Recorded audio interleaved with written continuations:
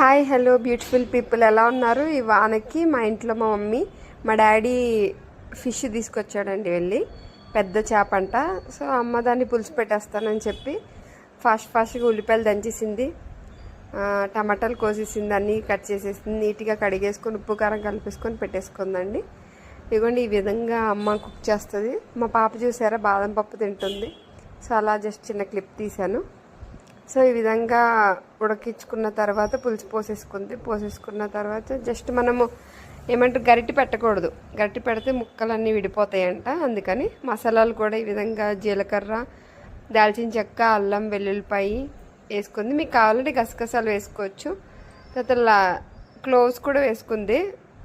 తర్వాత ఇలాగ మెత్తగా దంచేసుకున్న తర్వాత మనము ఇగోండి గుమ్మగుమ్మలాడే Andhra style fish curry ready అయిపోయింది. లాస్ట్లో మసాలా వేసేసుకుంది. ఒక 10 minutes తర్వాత కొత్తిమీర